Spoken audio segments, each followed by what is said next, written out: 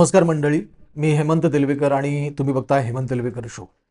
मंडळी, आज एका नवीन एपिसोडमध्ये मी परत एकदा तुमचं मनापासून स्वागत करतो. आजचा एपिसोड माझ्या दृष्टिकोनातनं महत्त्वाचा आहे. तसा मला खात्री आहे की तुम्हाला देखील हा एपिसोड महत्त्वाचा वाटेल. कारण या एपिसोडमध्ये आपण खरं तर हा एपिसोड आपण दोन भागामध्ये आपण करतोय. पूर्ण लांबीचा एपिसोड बघत असताना आपल्याला थोडं बोर व्हायला नको म्हणून मी हा एपिसोड दोन भागांमध्ये विभागणी करणार आहे या एपिसोडची. त्यातला पहिला पार्ट आज आपण त्या एपिसोडवरती बोलणार आहोत आणि त्यानंतर कदाचित उद्या परवा मी दुसरा पार्ट अपलोड करेन.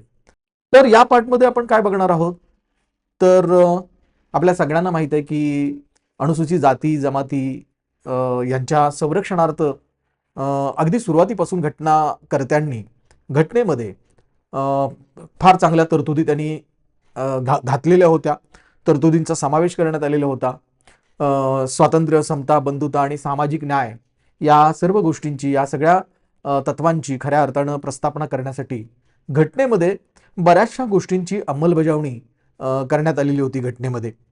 परंतु 1990 पर्यंत प्रचलित जे कायदे होते त्या कायद्याच्या अनुषंगानं किंवा त्या कायद्याच्या अंतर्गत अनुसूचित जाती जमाती या प्रवर्गामधील लोकांचं संरक्षण पुरेसं आणि माफक प्रमाणामध्ये होत नव्हतं. आणि म्हणूनच एक प्रकारचं विचारमंथन सुरू होतं आपल्या देशामध्ये आणि त्या विचारमंथनामधनंच 1989 रोजी अनुसूचित जाती जमाती अत्याचार प्रतिबंधक कायदा आणला गेला.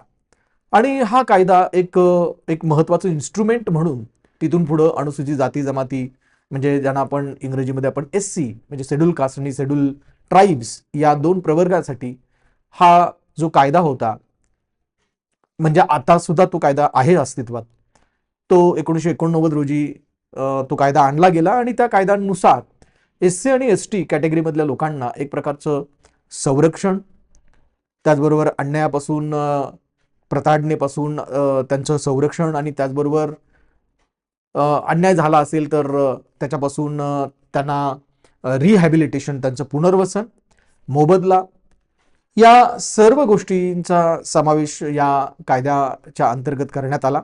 आणि त्याचबरोबर या प्रवर्गावरती अन्याय करणारे जे घटक असतील, SC ST या प्रवर्गामधील लोकांवरती अन्याय अत्याचार करणारे जे घटक असतील त्या घटकांना कडक पद्धतीची शिक्षा देण्याचे प्रावधान या कायद्यामध्ये आणलं गेलं.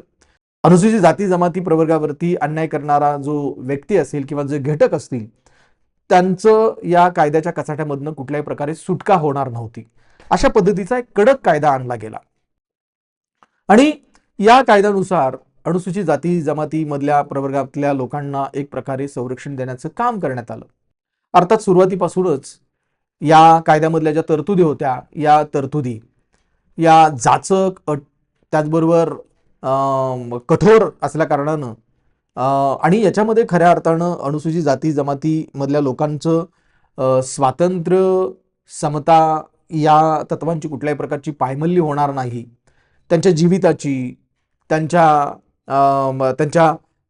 सर्व प्रॉपर्टीचं संरक्षण व्हावं अशा पद्धतीची तरतूद करण्यात आली असल्या कारणानं गुन्हेगारांना कुठल्याही प्रकारे त्यांना मोकळीक मिळणार नाही, गुन्हेगारांना कुठल्याही प्रकारचं संरक्षण मिळणार नाही याच्यामध्ये या कायद्यामध्ये काळजी घेण्यात आलेली होती. त्यामुळं हा कायदा सुरुवातीपासूनच एका अर्थानं अनुसूचित जाती जमाती मधल्या लोकांच्यासाठी एक चांगलं इन्स्ट्रुमेंट, त्यांच्या स्वतःच्या संरक्षणार्थ एक चांगलं इन्स्ट्रुमेंट म्हणून, एक चांगली तरतूद म्हणून नावारूपाला आलेलं होतं. परंतु सुरुवातीपासूनच या कायद्याच्या संदर्भात आपल्या समाजामध्ये दोन प्रकारचा मतप्रवाह होता. एक म्हणजे अनुसूचित जाती जमातीमधल्या, अर्थातच मगाशी मी सांगितल्याप्रमाणे या कायद्याला त्यांचं समर्थन सुरुवातीपासून होतं, कारण का तोच एक महत्त्वाचा असा कायदा होता की त्यांचं चांगल्या अर्थानं संरक्षण करू शकेल.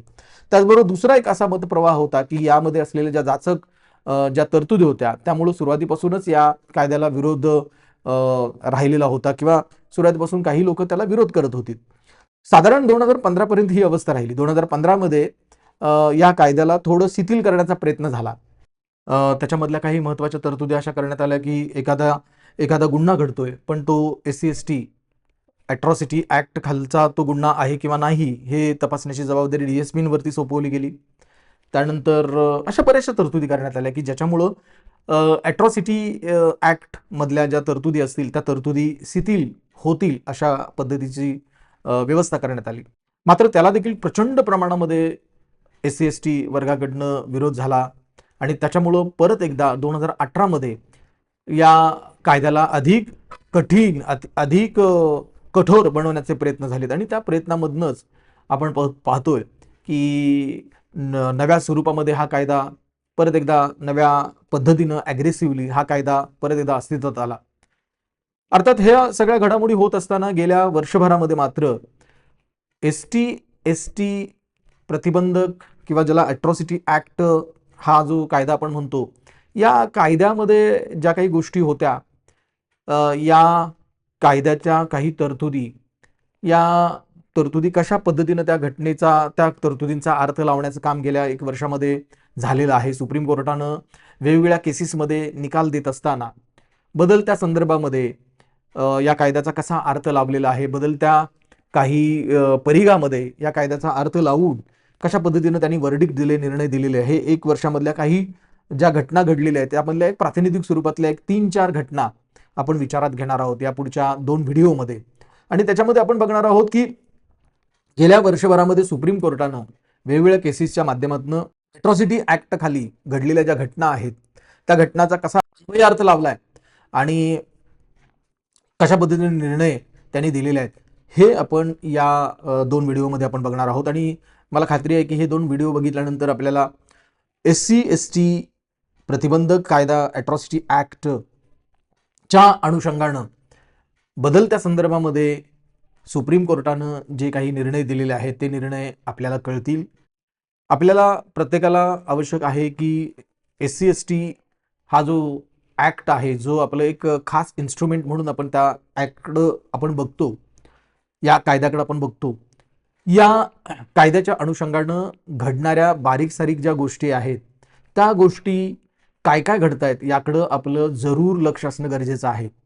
कारण हाच एक कायदा असा आहे आपल्या घटनेमध्ये की ज्याच्यामुळं आपल्याला SC/ST प्रवर्गामधल्या लोकांना खऱ्या अर्थानं संरक्षण मिळतं, त्यांच्या जीविताचं, त्यांच्या प्रॉपर्टीचं रक्षण होतं, त्यांच्या सन्मानाचं, त्यांना सन्मानपूर्वक जीवन जगणं हे त्यामुळं शक्य होतं की अशा पद्धतीचे काही कायदे आपल्या संविधानामध्ये आहेत आणि त्याच्यामुळं SC/ST प्रवर्गामधल्या लोकांचं जीवन सुकर होतं. आणि म्हणून हे आपण आपल्याला बघायचं आहे की गेल्या वर्षभरामध्ये सुप्रीम कोर्टानं कुठले निर्णय दिलेले आहेत. त्यापैकी आज आपण पहिला पार्ट बघतोय. अगदी अलीकडच्या कालावधीमध्ये schedule caste and schedule tribes prevention of atrocities act 1989 म्हणजे अनुसूचित जाती आणि अनुसूचित जमातीसाठी अन्याय अत्याचार प्रतिबंधक कायदा 1989च्या अंतर्गत गेल्या 1 वर्षाच्या कालावधीमध्ये काही महत्त्वपूर्ण निकाल सुप्रीम कोर्टामध्ये लागलेले आहेत. सुप्रीम कोर्टाने काही महत्त्वाचे निकाल दिलेले आहेत. 4 ते 5 असे निकाल आहेत की त्या निकालाच्या संदर्भात आपल्या सगळ्यांना माहिती असलं पाहिजे. म्हणून या व्हिडिओमध्ये आपण ते निकाल केवळ 3 ते 4 निकाल आपण कव्हर करतोय. याच्यामधला पहिला जो निकाल आहे तो याच महिन्यामध्ये लागलेला आहे, म्हणजे जानेवारी 2026 मध्ये तो निकाल लागलेला आहे. सुप्रीम कोर्टानं अशा प्रकारचं वर्डिक्ट दिलेलं आहे. आणि हा जो वर्डिक्ट दिलेला आहे जानेवारी 2026 मध्ये, माझ्या माहितीप्रमाणे 19 जानेवारी 2026 ला तो निकाल दिला होता सुप्रीम कोर्टानं. आणि त्याच्यामध्ये प्रायव्हेटमध्ये म्हणजेच खाजगीरित्या जर कोणी एखाद्या व्यक्तीचा अपमान करत असेल जातीवरून तर त्याला ऑफेन्स कन्सिडर केलं जाणार नाही, अशा पद्धतीचा हा निकाल सुप्रीम कोर्टाने दिला. ऑफेन्स म्हणजे गुन्हा त्याला समजलं जाणार नाहीये.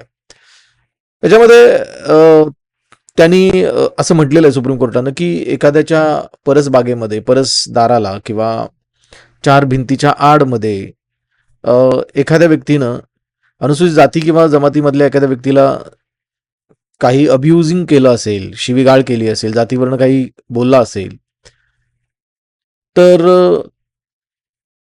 तो जो गुन्हा आहे तो गुन्हा ॲट्रॉसिटीज ॲक्ट खाली येत नाहीये, कारण तो जो गुन्हा घडलेला आहे त्याला पब्लिक व्ह्यू असं समजलं जाणार नाही. पब्लिक व्ह्यू म्हणजे सार्वजनिक ठिकाणी तो घडलेला गुन्हा आहे असं समजलं जाणार नाहीये. एकदम खाजगीरित्या तो गुन्हा घडला गेलेला असल्या कारणानं त्याला गुन्हाच नव्हे, तर त्याला ॲट्रॉसिटीज ॲक्टच्या अंतर्गत त्या क्षेत्रामध्ये त्याला आणलं जाणार नाहीये.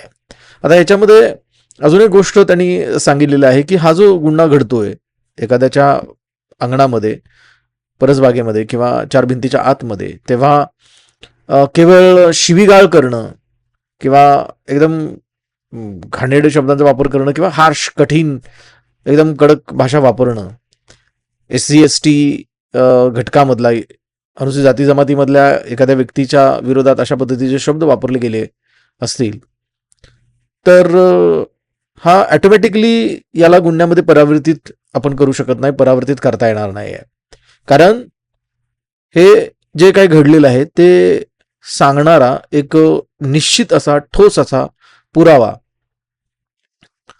समोर यायला हवा. आणि त्याचबरोबर ज्यांनी अनुसूचित जाती जमातीमधील प्रवर्गातील एखाद्या व्यक्तीचा किंवा व्यक्तींचा अपमान केला आहे तो जाणीवपूर्वक ती व्यक्ती अनुसूचित जाती जमातीमधली आहे हे माहिती असताना तो जाणीवपूर्वक तो गुन्हा केलेला असेल, घडलेला असेल, तरच त्याला पब्लिक व्ह्यू मध्ये आणलं जाईल किंवा त्याला अन्याय अत्याचार प्रतिबंधक कायदा म्हणजे ॲट्रॉसिटीज ॲक्ट खाली तो आणला जाईल. थोडंसं कॉम्प्लिकेटेड आहे समजून घेणं, परंतु या महिन्यामध्ये आणि गेल्या 1 वर्षभराच्या कालावधीमध्ये अजून 2-3 जे प्रकार जर आपण ऐकले तर तुमच्या लक्षात येईल की कोर्टानं किती बारकाईनं विचार केलेला दिसतोय.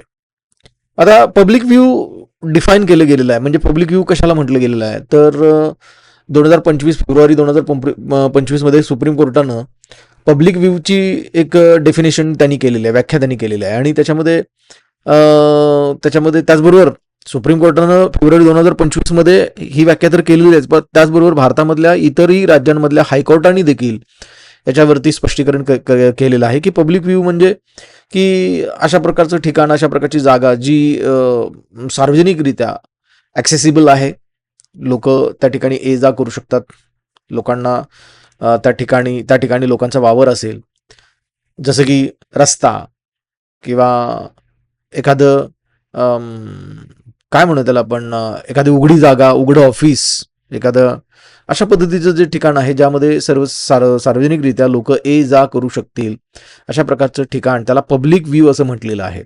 आणि पब्लिक व्ह्यूमध्ये अशा प्रकारची जर घटना घडत असेल, एखादा व्यक्ती अनुसूचित जाती जमातीमधल्या, ती व्यक्ती अनुसूचित जाती जमातीमधली आहे असं माहिती असताना देखील जाणीवपूर्वक